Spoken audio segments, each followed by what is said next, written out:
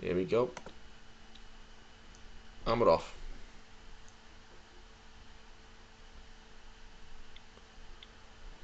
Welcome to the Toffee Blues, your source for all things Everton, and welcome to the Everton Live FA Cup draw coverage. We have got coverage of the FA Cup 4th round and 5th round draws coming up. Of course, Everton booked their place in the FA Cup 4th round with a hard-fought, shall we say, win over Rotherham. I'm joined by Paul McAllister, but we obviously got through against Rotherham and we're in the 4th round draw, and we'll also find out if we get through in the 4th round who will come up against in the 5th round. As far as the 4th round cup draw is concerned, Everton are ball number 10. That's the number you're looking out for, and hopefully we get a decent draw, because it looks as though we're going to need more lower league opposition if that Rotherham game was anything to go by, Paul, doesn't it? Yeah, that was really bad. And I don't know why, because not so much in the League Cup, but in the FA Cup over the last few years, we just tended to struggle against sides we shouldn't struggle against. I remember we played Lincoln, was it 2 years ago, in the Silver? Yeah. Yeah, No, remember it? Struggling. Millwall. No, not Millwall. It was the season after that. It was a game we won at Goodison where we went 2-0 up quite early. I think Luckman and Bernard scored it. And then you think, yeah. Oh, yeah, but that finished 2-0. We didn't actually let them get a goal for once. No, we did. It was 2-1. They got an equaliser. They got a goal early in the second half, and we ended up just like scraping over the line at the end. We were like really under pressure, and it was largely the case in this game. The point is, I just don't get why these Championship teams can come to Goodison and play some of our first teamers. I know we weren't fully strength, but we had 3 or 4 players in there who make up our best team, and all of them just play badly and down to the level, and it's weird. I know a couple of them weren't fully fit, and Rodriguez looked like he didn't want to be there, truth be told, and his day was summed up when he got smacked in the face with the ball. But players, even players who you don't necessarily rate, they're still internationals, like Tosin and like Andre Gomez, and if he even still is an international, I can't remember last time he played for Portugal, but players who kind of... He was actually getting in the team before he was absolutely wretched, but I don't know. Yeah, just players like Iwobi, who's an international, players like Gomez and players like Tosin, whether you like them or don't. These are still players who you think should be having no problems really against a very poor Championship team, because they're second from bottom, aren't they? Rotherham. Yeah. Yeah, not like they're a Championship team that's used to winning every week and are absolutely flying and look like they're going to be at the business end of the table in a couple of months. They'll be looking to stay up. So basically, they're a glorified League One team coming to Goodison and just absolutely running us ragged everywhere. It was a massive relief to get through in the end. I know the results ultimately what matters, but if we play like that against a side that's even slightly better than what Rotherham were, we'll go out. Yeah, it's going to be a bit of a dangerous one, isn't it? Like, we're going to have to, like, it's one of them. It makes you wonder, is a Premier League opponent actually more suitable because it makes us stay on our guard a bit? It depends, I think, where we end up playing, whether it's at Goodison or whether it's away. I know, even though the fans aren't in the stadium, I still think it will make a difference. If you said to me now, would I rather take a Premier League club at Goodison in the draw, or take a really informed Championship team, or a really informed team in the Premier League that's down the bottom, then what would I rather have? Basically, a Championship team or a team down the bottom of the Premier League away, or one of the top half sides at home. I'd probably rather have one of the top sides at home, because I think that will make us raise our game. Yeah, I think there's no place for no complacency at all. There's no going into it thinking that we've got this one. Yeah, I think in under Carlo, at least, it seems we actually try and turn up for the big games, whereas I feel like there's still a lot of laziness and complacency in our squad when it comes to playing weaker opposition. No, you're right. It is laziness. That's all it is. And I don't. It's bad attitude. Why have these players got this attitude? None of them have done anything. But really, in their careers, or at least not at Everton, they haven't done anything. If you're Man City or you're Liverpool and you're playing teams like that, you can understand why their superstars are thinking, you know what, I really can't be bothered turning up to play this lot. Do you know what I mean? I think I'll take it easy today. But when you're the likes of Iwobi and you're the likes of Gomez and you're the likes of Davis, I don't know why you think you can get away with below average performances, because even your above average, Your average plays. even The average players. even your better games are still not enough to satisfy some people. So why do you think you can just put in a half-assed effort and you're going to get away with it? Do you know what I mean? Oh, certainly, it's just an absolute nuisance. One moment, we've got a bit of an echo issue again, but I'm just going to try and correct that. I'm going to see if this is going to sort it out. Again. We'll get it fixed. We will get it fixed eventually. I think we're making progress anyway on this front. I don't think it's quite as bad as it was the last time when Terry and I did one. It was pretty insane, but yeah, I'm hoping this might be the solution necessary. I'm going to throw these headphones in. And Paul, if you've got headphones, maybe throw some in. Oh, you're laughing then. Let me try this.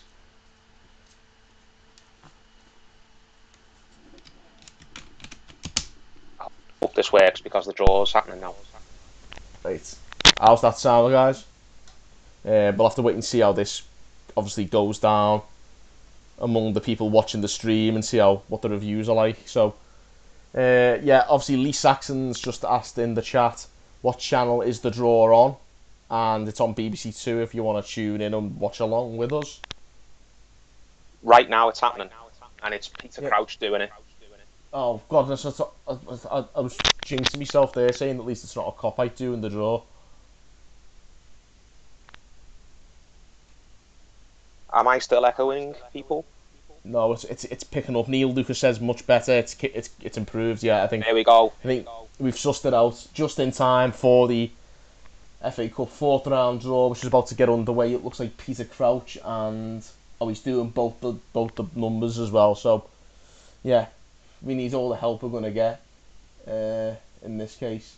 If it means we get a good draw, then I think fans would be willing to put up with me having an echo.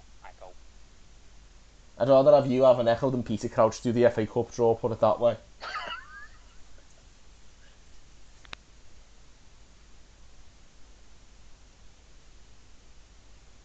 He is someone, Peter Crouch, I know this is off topic, and I don't mean to be overly nasty, but he is someone who's just really punched above his weight in life, hasn't he? Yeah, well, remember what was the question he was asked? If you didn't make it as a professional footballer, what would you have been? And he said a virgin. At least he's honest.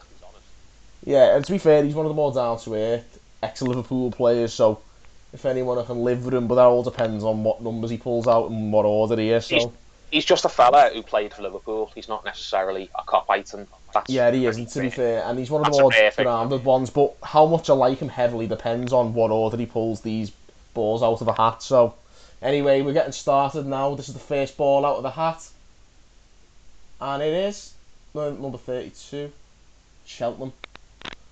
Oh, I'll take that. League 2. Oof. Cheltenham away. 25. Man City. Rigged. Hot ball, then who can say that already? Rigged. 7. Who's that? Bournemouth. Wouldn't fancy that one, I'm not going to lie. No, they're flying in the Championship, aren't they? Doing bits. Crawley. Oh, there's the one we were hoping for out the way already. No, who's that?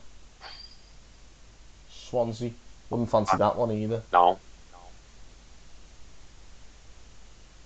11. Either side was there. Forest. Oof, this is tense. This, innit? I hate this. 8. Oh, frig this. Man United. No, don't fancy this. Oh, please. 23. Oh my god! Man United versus Liverpool, anyone? He'll give us like Arsenal or Chelsea now, watch. Was that Chorley? No. Southampton or Shrewsbury. Wouldn't fancy either of them given our track record against Shrewsbury. 12. Oh, they're all numbers dead close to us. Ooh, that's an interesting one again. Southampton or Shrewsbury against Arsenal. Arsenal away, yeah. 13. Barnsley. I'd have that. That's like another Rotherham kind of, innit? They haven't got us, they've got 29. Norwich. Not a lot of Premier League teams will come out yet. Oh, 3. Surely. Oh, go on. Non-league. He was a favourite, Crouchy lad. 5. Who's that? Wolves. Oh, frig off.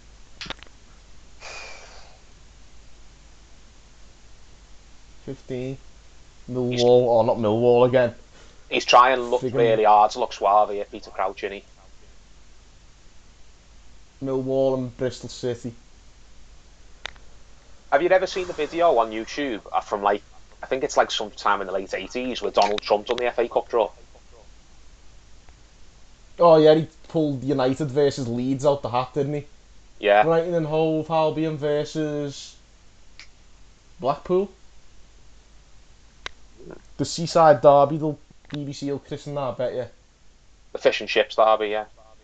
Fish and Chips Derby. Wycombe Wanderers. Has the sound definitely worked itself out? Only it's the echoes there slightly apparently, but nowhere near as bad. At least Wycombe versus Spurs. Wycombe versus Spurs. Fulham. Looking at that, there's only 2 teams in that. Leicester and Chelsea, who I definitely wouldn't fancy. Burnley. Fulham and Burnley. It's getting tense now, isn't it? 14. Sheffield United. Not having me.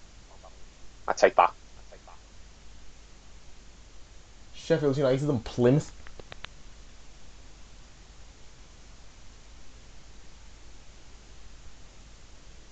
Seven. Chelsea. Oh God, no.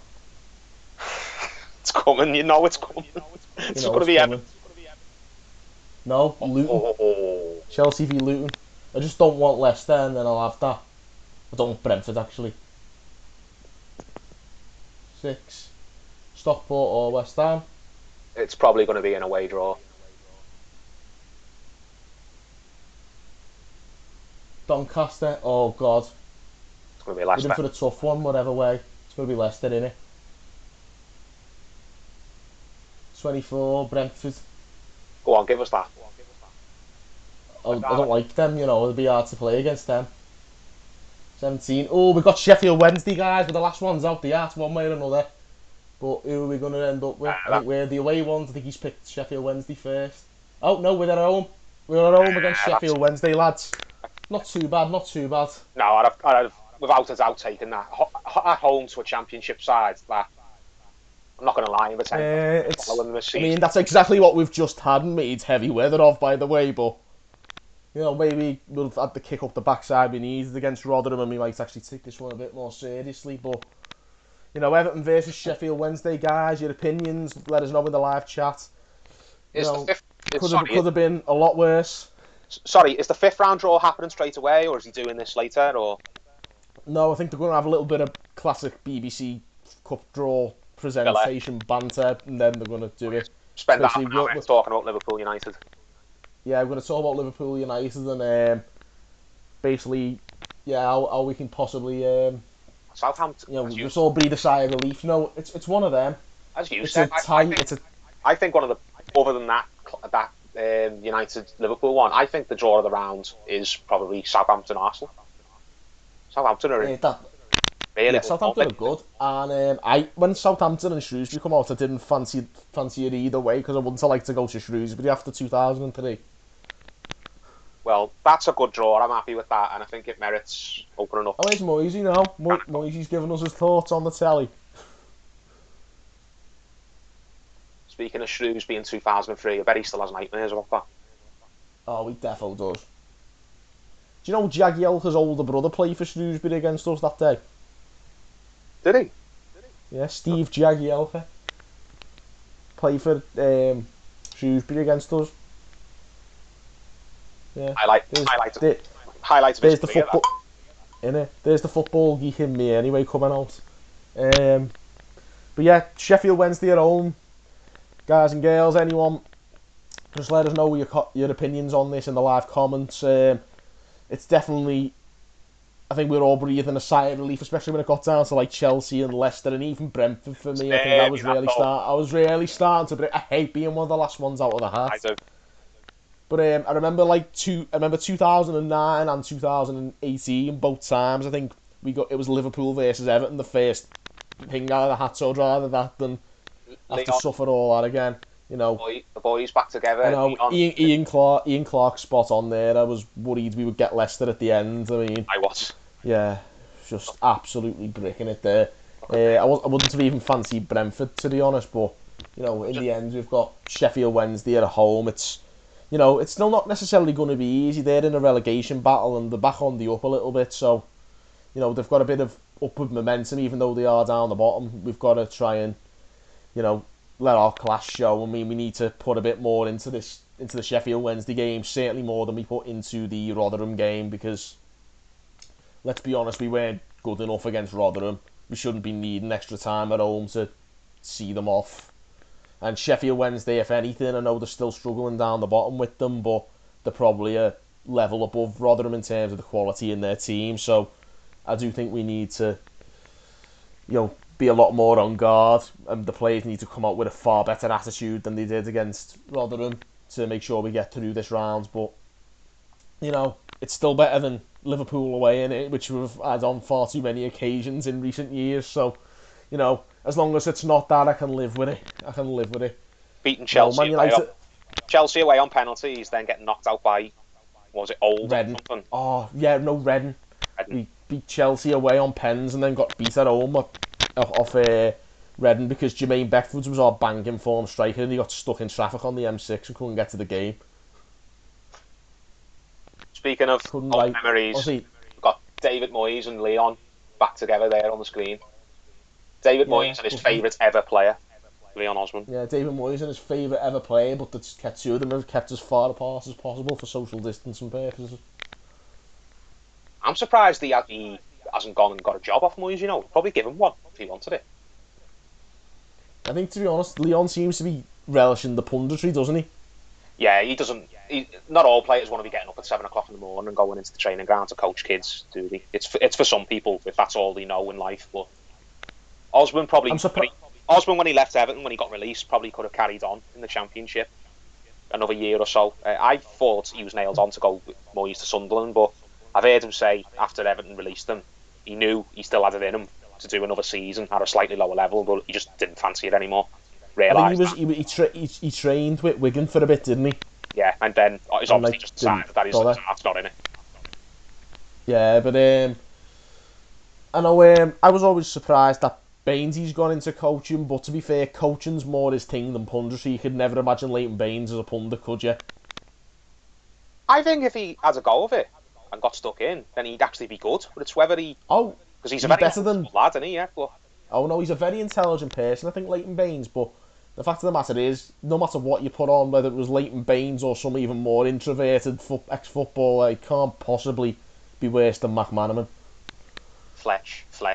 Right, I tell you what, he's a better pundit on this channel, don't we, Fletch? Oh god, here we go, 5th round draw up next, guys. Here we go. Who did Man U get out? Man United got Liverpool. Manchester United versus Liverpool at Old Trafford for anyone who's asking, Ricky Parkin in particular in the live chat. But yeah, and we'll have a little discussion about that as well. That's obviously a very interesting and mouth-watering tie. We'll discuss that one after the 5th round draw, but of course that's coming up now. So here we go. I think in the 5th round onwards, you've just got to be happy with a home draw. Yeah, here we go. Here's the draw numbers. I imagine we'll be the last number in this list as we were pulled out of the draw last. Yes, we are, but number 16 out of 16. Well, let's see what happens anyway. This is obviously based on whether we can get past Sheffield Wednesday, which we should be confident that we can, and we should do. But this is the FA Cup and this is Everton, so we've got to keep ourselves very firmly planted on the ground. But we'll see what happens, and if we do get past Sheffield Wednesday, we're going to find out who we're potentially going to get in the next round, in the 5th round. And up first in the draw is number 11. That's Fulham or Burnley. I wouldn't have that. I wouldn't fancy that. versus Bournemouth or Crawley. So that's at least one team in the quarter-final you know is definitely not going to win it. Oh, United versus Liverpool, here we go. Get Chelsea or somebody. Not us, thank God. I shit myself then. Stockport / West Ham / Doncaster. Yeah. I thought that was 16 for a minute then. 12. Sheffield United or Plymouth. Yeah, go on. I'll have a bit of that. 8. Who's that? Millwall or Bristol City. God, my nerves can't take this. Number 7. Surely or Wolves. So basically Wolves. Wolves, yeah. Versus 5. Southampton or Shrewsbury or Arsenal. Interesting. Who did Spurs get again? Wickham. Spurs and Leicester are the only real big hitters left in it, aren't they? You just definitely don't want. Barnsley or Norwich versus Chelsea or Luton. One way or another, I think we're getting a top 16. Everton, if we get through, we're at home. Everton at home, or Sheffield at Wednesday at home. Be respectful. Let's be respectful. 10. Wickham or Spurs. Oof. That'll do. Yeah. Spurs have got the League Cup, mate. They've got Europa League. You know, and we're at home at least. At home. Spurs at home. I'll have that. I'd be scared away, but like, you know, Swansea or Forest versus Cheltenham or City. So another easy semi-final for City. Brentford or Leicester, and there should be one left in the draw. Whatever that is. Brighton or Blackpool. No, not going to be an easy one if we get to the 5th round, is it? You know, Spurs. I imagine it'll be Spurs as opposed to Wickham, but...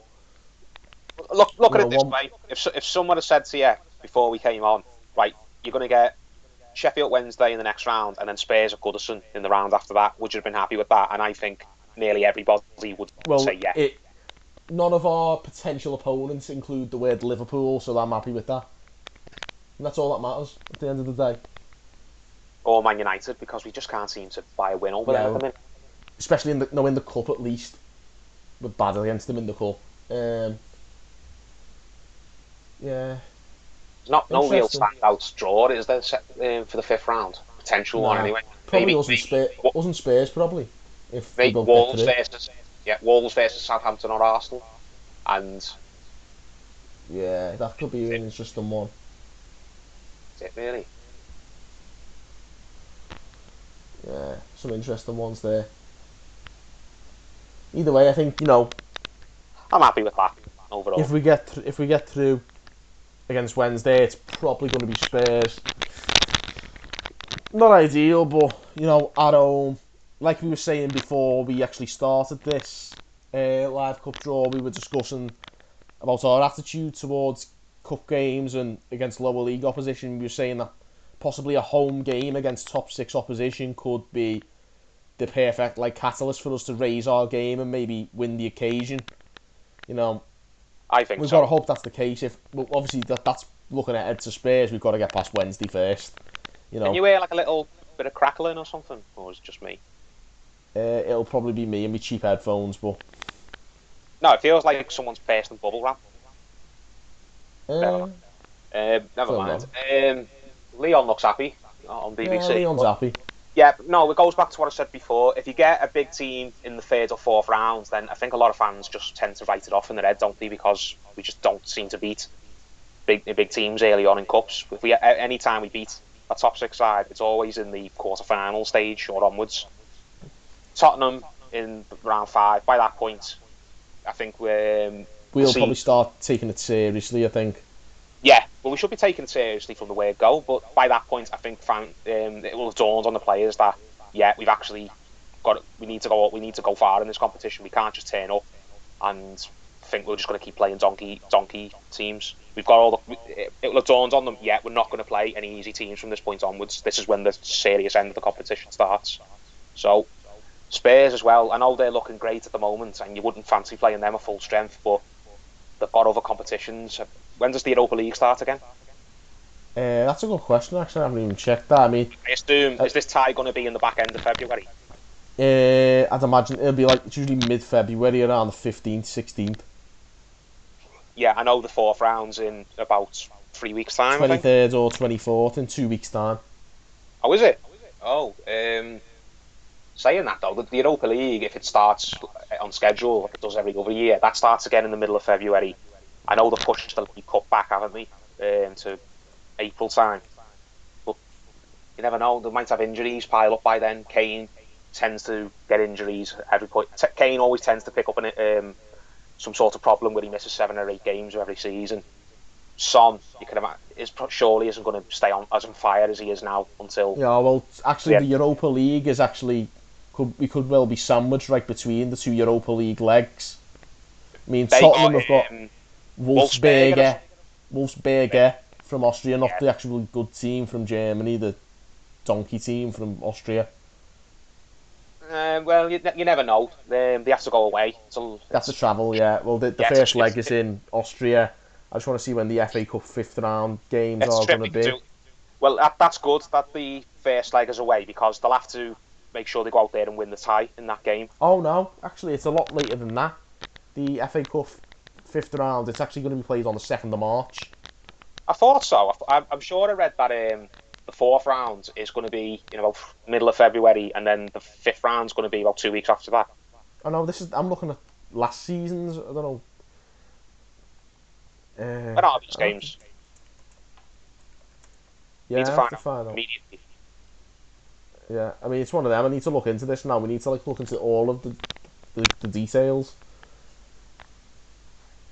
But as I said, though, the point still stands that they've got a lot more football to play before this game than we do, and let's not just count our chickens and assume we're going to be playing Spurs in the 5th round. We've got to get past Sheffield Wednesday, and as you said, you think we should do it on paper, but we just can't seem to get our act together and push teams aside that we should be pushing aside. We need to be more professional in these kind of games, don't we? Sheffield Wednesday is far, I'd say, a far more quality side than Rotherham are.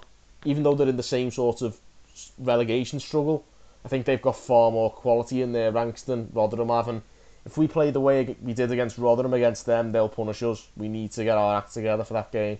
Yeah, we play anything like we did against Rotherham, then we'll probably go out, because Rotherham should have won that game inside the 90. If we go out at home against Sheffield Wednesday, Carlo needs to absolutely throw the book at these players. If we go out at home to Sheffield Wednesday, then that's probably as bad as losing to Liverpool's under-16s at Anfield. Comfortably, it's worse. Probably, because at least this hasn't got... That was at Anfield as well. Yeah, that's what I was going to say. And that game still had a lot of ghosts. Do you know what I mean? A lot riding on it. Whereas this game, there's no excuse whatsoever. You're at home. You're against a team that shouldn't even be any... A lot of these players wouldn't even get on our bench that Sheffield have got. And that's not saying being disrespectful to them. It's just reality. They are where they are for a reason in the lower end of the Championship. I know football's not played on paper, and on any given day, freak results can happen. But why does these freak results always seem to happen to us? Do you know what I mean?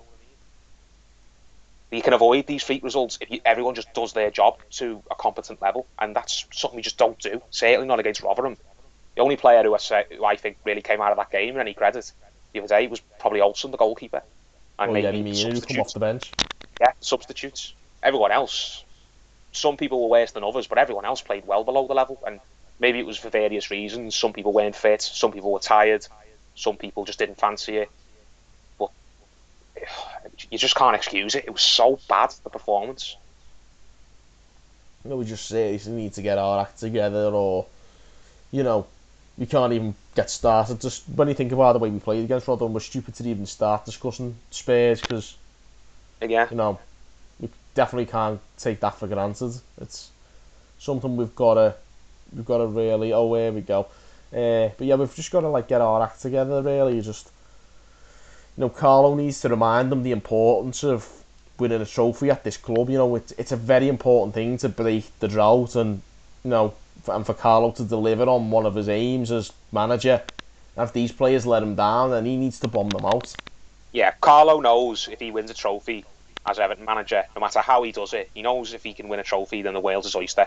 Nothing he does after that will really matter too much to fans, at least not in the short term. If he can win a trophy, then he's automatically he's here for as long as he wants to be here. I mean, he's here for as long as he wants to be here anyway, probably, but there can be no criticism. No one can come at him with anything if he wins a trophy. And I think he realised that because he sounded, considering all he's won in the game and the clubs he's managed, you think he wouldn't have been bothered about that League Cup. But every time I heard him speak about it, even in the early rounds against the likes of Salford, he sounded like, yeah, we're bang up for this. This is a competition this club takes seriously, which was good to see, because a lot of managers who've kind of been there and done that just view the cup competitions in England as something that's not really worth paying much attention to. Pochettino didn't at Tottenham. Klopp clearly doesn't at Liverpool. It's interesting though that Ancelotti did at Chelsea. He won the FA Cup. Yeah, well, as I said, he believes in winning trophies, because at the end of the day, the things that matter in football the most are trophies. Not everyone can agree, but I am a believer. I'll be honest, it astonishes me that like people don't consider that to be the most important thing. And I know there's it's all the money in the game, but like you're in football to win silverware at the end of the day. That's what you want to try and do. Exactly. I don't get this idea that lots of people have, that you can call a manager a great manager when he's not won anything. Now, it's great that he builds these great sides, but Pochettino's the prime example where everyone says, oh, he's this super manager, he's one of the top 3 or 4 in the world. Well, no, not really, because he hasn't got the CV. If he was this super manager, and it's something that you can always go at Moyes at, they had teams that were good enough to win trophies, and they didn't win them. And at the end of the day, who are you going to point the finger at when it happens season after season after season? The buck has to stop with the manager. Well, now he's gone to PSG to guarantee himself a few medals. Yeah, well, that'll boost his CV up now, won't it? It was something that was lobbed at Sarri, wasn't it? When he got the Chelsea job, everyone was saying he's never won a trophy ever. What's he won? And Sarri's a great manager, I think, but he didn't get that air of legitimacy about him until he finally won a trophy. And now he can be. Sarri, I think, is rightly classed as one of the best managers on the continent. Yeah, well, he's now he achieved that. Opinion, yeah. He achieved that actually at Juventus, didn't he? After leaving Chelsea, he's gone and won the league in Italy, yeah. And I know Juventus win the league every season over there, but he made a very good point, Sarri, when he said after he won the Serie A, he apparently said to all the players in the changing room, "Yous must be good if you can win a trophy with me, because I'm supposedly the manager who doesn't win trophies." That's a nice little bit of psychology there to big the players up, actually. But it didn't work, did it? He was out of a job 2 days later, wasn't he? So. Well, it's not helped Juve sacking him, because they're now not actually top of the league for once. It actually looks like it's going to be a 2-horse race between the Milan clubs for once. Well, that's refreshing to see. As much as I love Andre Pirlo, I love Andre Pirlo to absolute bits, and I really hope he does well at Juventus. But it is good if this season. I want AC to win it myself personally. I do like Inter Milan, but it's been so long since AC won anything. Since anyone took AC Milan seriously as a force, it would be good to see them win it, get back to the top table again. Yeah, certainly. I mean, plus the Carlo connection, so. Yeah, exactly that. Yeah. Carlo's basically AC Milan's Howard Kendall. Howard Kendall, yeah. Yeah. Now, to be fair, he's probably like the Joe Royle, the Howard Kendall of them as Arrigo Sacchi. Yeah, I suppose so, but alright, the Harry Patrick then. He's the second most famous manager ever, arguably the first, if you compare him. But now, to be fair, he probably is the Howard Kendall, actually, because he played for them as well, didn't he? He played for them, he won the Sacchi can be the Catholic. Yeah. He signed Carlo for Milan and then did bit, you know. They've never recovered from Ancelotti leaving, have they? He left at the same time all the old generation left. When the likes of Seedorf and Pirlo and Kaká. They all left a bit later. I think Kaká left, Thiago Silva left. Thiago Silva came later. I'm talking about the golden generation of Milan, the mid-2000s. No, the team that got to Istanbul and then lost and then got to the final 2 years later and won. I'm talking Seedorf, Dida, Inzaghi, Gattuso.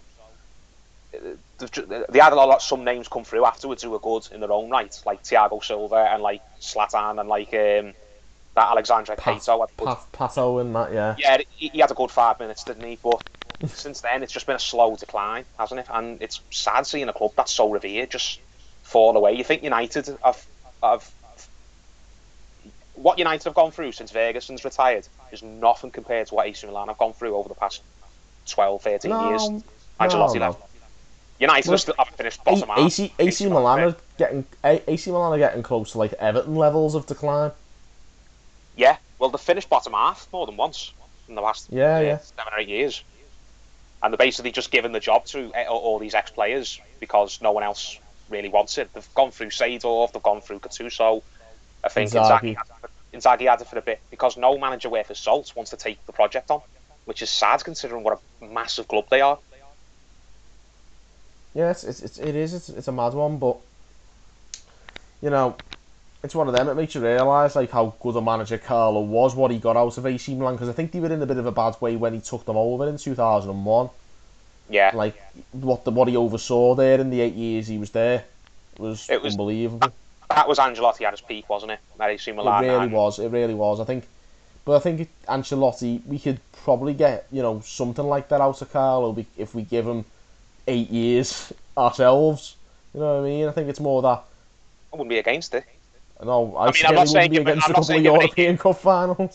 I'm not saying give him an 8-year deal now. I'm not saying do a Newcastle and an Alan Pardew. But if you said to me in 8 years' time Ancelotti will still be the Everton manager, then it's got to be because he's done something right. Do you know what I mean? Yeah, I wouldn't balk at it, but I think for me that's the thing.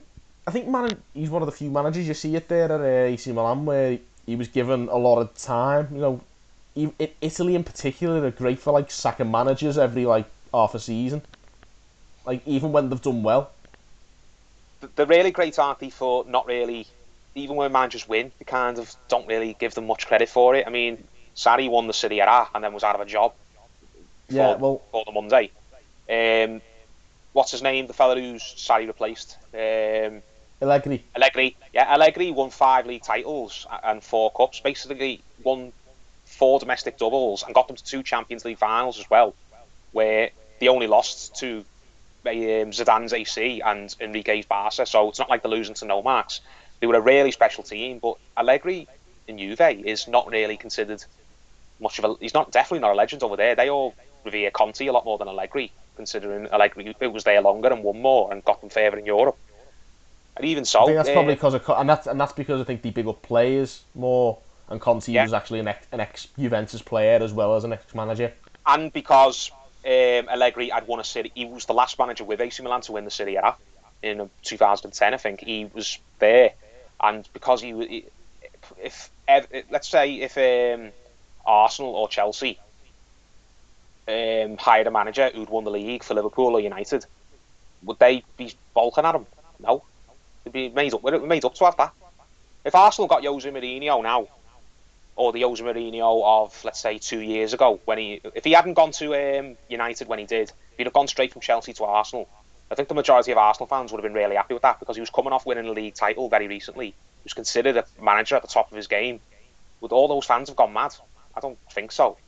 Whereas when Allegri walked into Juve, even though he had a league title to his name as a manager on his CV, they're all thinking, what's this idiot doing here?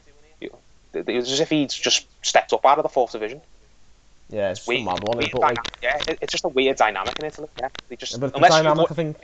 it's kind of like unless you've won something with us, then we don't care what you've achieved elsewhere. And even if you do win with us, sometimes it's still not good enough. Yeah, it makes you wonder what it is, but I mean, I think for us, it'd be a case of let's give Carlo a lot of time, as much as we can give him. Let's see what he can do, because he's shown, like, in the past what he can do given the patience. We will win a trophy with Ancelotti. I'll put my neck on the line and say I'm confident we will. I'm confident we will. It's just I hope we do it before we leave Goodison. I don't want to leave Goodison and we haven't had like one final moment of glory, one big send-off type thing, because there'll be. It kind of feels like the final 30 years of Goodison's existence was kind of just nothing. Do you know what I mean? We were just a club kicking around, not really doing anything. I want to have one last moment in the sun for Goodison. Like, what bring a trophy out on the pitch one last time, have a parade that goes past Goodison and everything. I think it deserves that sort of send off before It really does. You can't understate that. Yeah, before we move on to this new generation, this new stadium, before the club kind of rebrands and resets itself, let's just have one last big, brilliant moment for the old Everton type thing. The old lady, yeah. Yeah. But yeah, well, let's hope it could be this year. Let's see how it goes. We know the next two potential opponents, or three potential opponents for the next two rounds. We've got to see how we get on. Everton versus Sheffield Wednesday up next in 2 weeks' time, and then if we get past that, it could be Spurs or Wycombe Wanderers. So, anyway, guys, let us know your opinions on the cup draw outcome, how you feeling about it, also how you feel about the rest of the draw. I mean, there's a very noticeable one between that lot across the park and the other lot down the M62, so that's going to be an interesting one. Let us know your comments on that. Keep us posted anyway. Just keep dropping your comments. But this is the end of the stream anyway, guys. Until next time, thank you for tuning in on the Toffee Blues, and we'll see you next time.